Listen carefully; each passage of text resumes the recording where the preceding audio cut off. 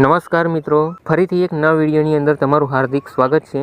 તો મિત્રો, આજે આપણે આ વિડીયોની અંદર ઇમેજનું કલરિંગ બેકગ્રાઉન્ડ કઈ રીતના રિમૂવ કરી શકાય અને પીએનજી ઇમેજ કઈ રીતના બનાવી શકાય એ વિશે તમને હું ઇન્ફોર્મેશન આપવાનો છું। તો મિત્રો, તમે પણ જો ઇમેજનું બેકગ્રાઉન્ડ રિમૂવ કરવા માંગતા હોય અથવા પીએનજી ઇમેજ બનાવવા માંગતા હોય તો આ વિડીયોને એન્ડ તક પૂરો જોજો। આ વિડીયોની અંદર હું તમને પીએનજી ઇમેજ કઈ રીતના બનાવી શકાય એ વિશે જબરજસ્ત ટ્રીક બતાવવાનો છું, જે તમને શાયદ કોઈ પણ આ વિશે વિડીયો નહીં બનાવ્યો હોય એવી જ હું તમને ટ્રીક બતાવવાનો છું। એકદમ 4K HDમાં તમને પીએનજી ઇમેજ પણ બનાવતા શીખવાડીશ। ઓકે, તો વિડીયોને લાસ્ટ તક જોજો અને વિડીયોની અંદર પહેલી વાર આવ્યા હોય તો વિડીયોને લાઇક કરી દેજો, શેર કરજો અને ચેનલ પર નવા હોય તો ચેનલને સબસ્ક્રાઈબ કરી અને બેલ આઇકનને પ્રેસ કરી દેજો। આવનારી અવનવી અપડેટના વિડીયો તમને મળતા રહે। ઓકે, તો ફ્રેન્ડ, પીએનજી ઇમેજ બનાવવા માટે એક એપ્લિકેશનની જરૂર પડશે, જે એપ્લિકેશન તમને પ્લે સ્ટોરની અંદર પણ મળી શકે છે। હું એ એપ્લિકેશનની લિંક વિડીયોના ડિસ્ક્રિપ્શનમાં પણ આપી દઈશ। એ એપ્લિકેશનનું નામ છે પિક્સલ લેબ। તો ચાલો મિત્રો, આપણે પિક્સલ લેબ ઓપન કરી લઈએ। તો મિત્રો, પિક્સલ લેબ તમે પ્લે સ્ટોરમાંથી પણ ડાઉનલોડ કરી શકો છો અને પ્લે સ્ટોરમાં ના મળે તો વિડીયોના ડિસ્ક્રિપ્શનમાં મેં લિંક આપેલી જ છે, ત્યાંથી પણ ડાઉનલોડ કરી શકો છો। ઓકે, તો મિત્રો, આપણે પિક્સલ લેબ એપ્લિકેશન ઓપન કરી લીધેલી છે।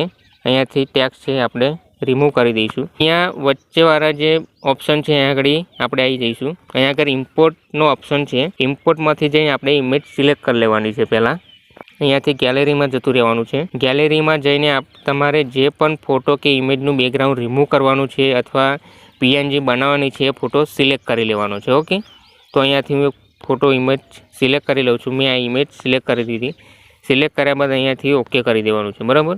અહીંયા આગળ આવીને પછી અહીંયા આગળ રિલેટિવ પોઝિશન એની અંદર જઈને તમારે અહીંયા આગળ ઉપર નીચેનું બંને ઓપ્શનના બટન સિલેક્ટ કરી દેવાના છે, એ ઓકે કરી દેવાનું છે। તો મિત્રો, પછી ઇમેજ સિલેક્ટ કર્યા પછી તમારે અહીંયા આગળ આવતું રહેવાનું છે, ઇરેઝ કલરની અંદર આવી જવાનું છે, એ ઓપ્શનને ઓપન કરવાનો છે। ઓપન કર્યા પછી અહીંયાથી એનેબલ કરી દેવાનું છે। એનેબલ કર્યા પછી અહીંયા આગળ તમે જોઈ શકો છો કે ઇમેજનું બેકગ્રાઉન્ડ રિમૂવ થઈ ગયું છે। પછી અહીં એનેબલ કર્યા પછી અહીંયા આગળ જે પહેલો ઓપ્શન આવે છે એને આપણે જો 10 ઉપર છે એને માઇનસ કરીને 4 ઉપર લાવી દેવાનો છે। પછી અહીંયા આગળ ઓકે કરી દેવાનું છે। ઓકે કર્યા બાદ પછી મિત્રો તમારે શેડોની અંદર આવી જવાનું છે। શેડોના ઓપ્શનને ઓન કરીને અહીં પણ એને એનેબલ કરી દેવાનું છે। એનેબલ કર્યા પછી અહીંયા આગળ તમારે વ્હાઇટ કલર સિલેક્ટ કરી લેવાનો છે। વ્હાઇટ કલર સિલેક્ટ કરીને અહીંયા ઓકે કરી દેવાનું છે। ઓકે કર્યા પછી તમારે જો આખી ઇમેજનું આપણે પીએનજી બનાવી દીધી છે અને જોવામાં પણ એકદમ 4K એકદમ HD ઇમેજ દેખાય છે પીએનજી। પછી આટલું કર્યા બાદ તમારે અહીંયા આગળ આ જે ત્રીજો ઓપ્શન છે તે ત્રીજા ઓપ્શનને સિલેક્ટ કરવાનો છે। પછી અહીંયા આગળ જે ટ્રાન્સપરન્ટ છે એને સિલેક્ટ કરી દેવાનું છે।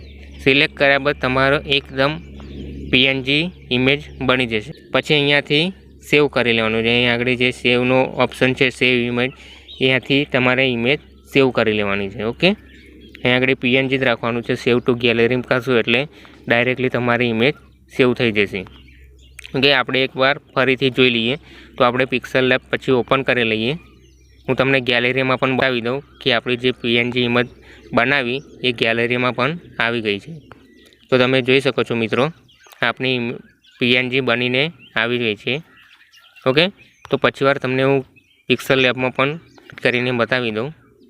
તો જો બી આપણે જે ઇમેજ પીએનજી બનાવી એ હું પણ અહીં આગળથી ગેલેરીમાંથી એડ કરું છું, તમે જોઈ શકો છો।